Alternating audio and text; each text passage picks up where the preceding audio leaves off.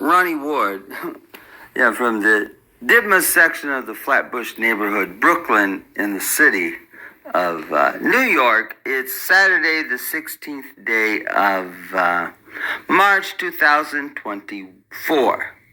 Well, here's this clip on YouTube. Yeah. What happened? You know what? But one thing I'm going to say is that this is Richard Nixon speaking. Now, I've heard him say this before. I have. But you have to understand, this is after he had resigned from being president of the United States. And it was on some talk show or something like that, an interview. But the other thing you have to know is that they're asking him a question about something that happened while he was president. Yes. And that's the answer he gives here. After he wasn't president, reflecting back on when he was, his thoughts. So one thing you need to know right now, whatever he says in here, it only applies to one thing. The moment at the time he was president when he dealt with this. That's it. Otherwise, what he's saying here has no relevance whatsoever to today. No. He talks about China, Soviet Union, Vietnam, all these places. Fine, great. That was relevant at the time and the moment when he was the president of the United States and dealing with what he knew at the time. Has nothing to do with today. Richard Nixon wasn't able to see into the future and offering some comment back here that had any relevance to today. So I don't know what the context of this short is, but it cannot be being posted up to mean anything between the United States and China, or United States and Russia, or China and Russia, or Bangladesh and Argentina, or South Africa to Australia. No, has zero relevance. Zero relevance. Zero relevance. Yeah. That's what Richard Nixon would say.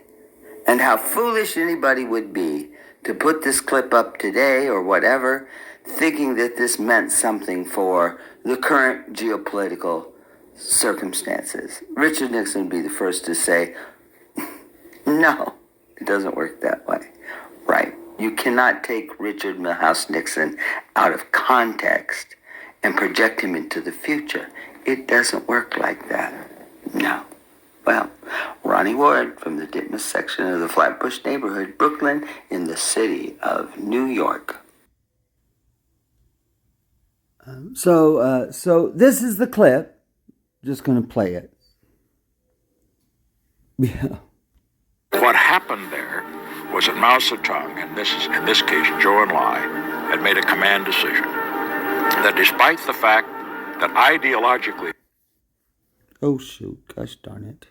What happened there was that Mao Zedong, and in this case Zhou Enlai, had made a command decision that despite the fact that ideologically the United States was their major enemy, we're a capitalist country, they're a communist country, that as far as their strategic interests were concerned, that a new association with the United States was absolutely essential. Because while we disagreed totally on ideology, we had one common concern, and that was the growing Soviet threat to China and its expansionism in other areas. And the Chinese knew that there was no country in the world except the United States. Let me put a very fine point. Yes. Any warhawk, warmonger, neocon, anti-communist, anti-Russian Federation, anti-Republic of China, pro-Taiwanese, pro-Ukrainian, anybody today that would be like, oh, bad China, oh, bad Russia. What a wonderful find for them. Yeah. somehow they just managed to have all the things of Richard Nixon in the world. Yeah, somebody found this clip. Well, they found the original video. They did. And then they narrowed down and found this clip. Yeah, they did. How wonderful for them. Brava, brava, brava, brava. Except it's so utterly transparent that it's trying to be used as propaganda for the current Biden administration. Their policy, so it seems, of anti-China, anti-Russia, pro-Ukraine, pro-Taiwan. Yeah. Busted. Yeah, busted for what I'd already said. You cannot take Richard Milhous Nixon out of context. This is his thinking about what the thinking was of someone else. Yeah. After he wasn't president of the United States anymore. It's not about his opinion of today, because he can't have an opinion today because he has passed on. And this comment has nothing to do with the future. No, it doesn't even have anything to do with China or Russia, because if you listen carefully, he says, this is what I'm telling you about what this person thought. Yeah, somebody over in Vietnam thinking of that person, which he doesn't even know that that's even what they thought. But at first listen on this short, you say, oh yeah, see, Richard Nixon even said that China, Russia, bad power, blah, blah, blah, blah, blah. Yeah, well, that's the reason it's up here. It is the reason it's up here. Yeah, someone promoting a anti-Russian, pro-Ukraine, anti-China, pro-Taiwan agenda. What better thing to put Richard Milhous Nixon on here? Oh, it sure adds a lot of gravitas, doesn't it? It does, because, well,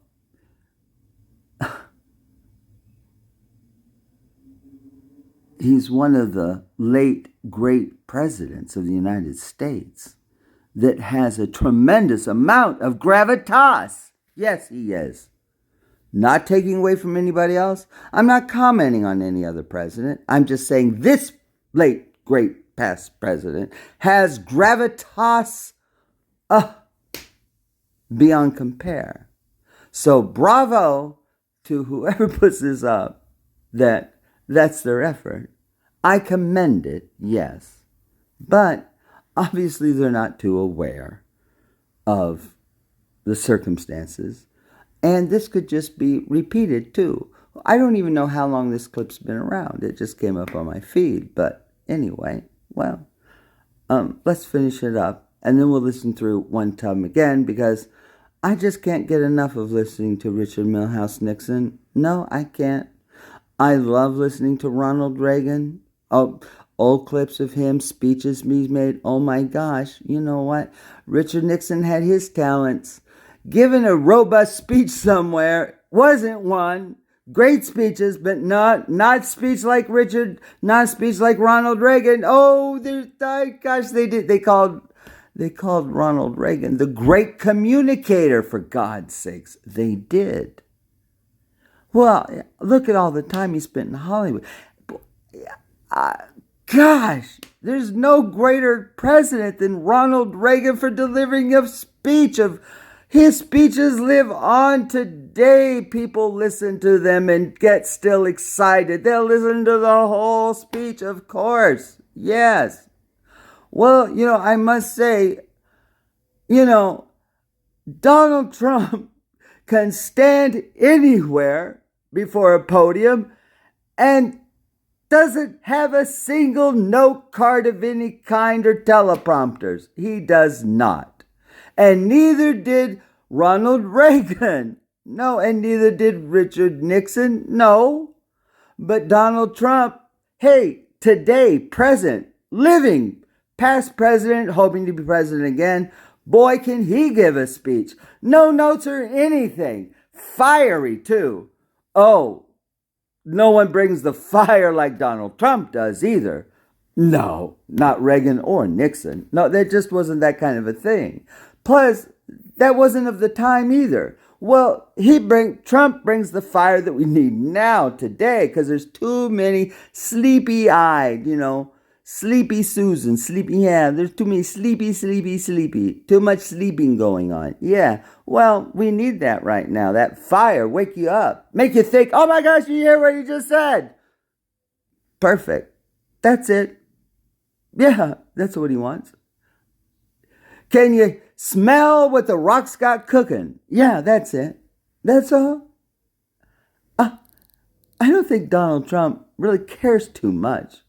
Whether I agree or disagree, I don't think has anything in his thinking. No, I don't believe so. He doesn't pander to anybody either. No, he says what he says when he says it because he means it, and he says it in the way he says it, and that's it. And he appreciates anybody and everybody who comes along and supports and gives their efforts and everything else. No. I'm tired of all these strongman comparisons, Viktor Orban, Putin, Argentina, Philippines, I don't know, people from the past, Genghis Khan, I don't know who, some future warrior, something, I don't know. That's all I hear, this strongman thing. Populist, nationalist, strongman, you know what? Well, it's only a weak man or a weak woman that has to go around tearing down and criticizing other people. That's right. In a personal level, yes. Well, I don't think any of those comparisons that all these folks run around want to do, I think they do one thing. They just demonstrate how desperate they are and builds up and puts the focus back on Donald Trump, because people have to go back one more time and say, now, what are they saying he did? And believe me, they go and check and they're like, well, no, I don't think so. There you go. They just double down. That's all. So, hey, keep up all the comparisons people want. Nobody should be doing that anytime. And rightfully so, it puts the attention back on, well, whoever you're tearing down. So let's finish this up and listen to Richard Milhous Nixon once again. Yeah, first elected president of the United States in 1968. Handily. Re-elected in 72 in a landslide. Yes. And was not impeached. Had no charges voted out against him in the House, was never tried in the Senate, and of his own making and time of his choosing, resigned his office for what he believed was the best for the country. And you can listen to his speech that he gave in the White House to the White House staff and everybody there. You can listen to that yourself to hear what he said. And of course, you can listen to the famous speech that he gave to the nation and the world for that matter. Both speeches, they're important. And you can also listen to speeches that Gerald R. Ford gave afterwards. You can listen to the whole thing.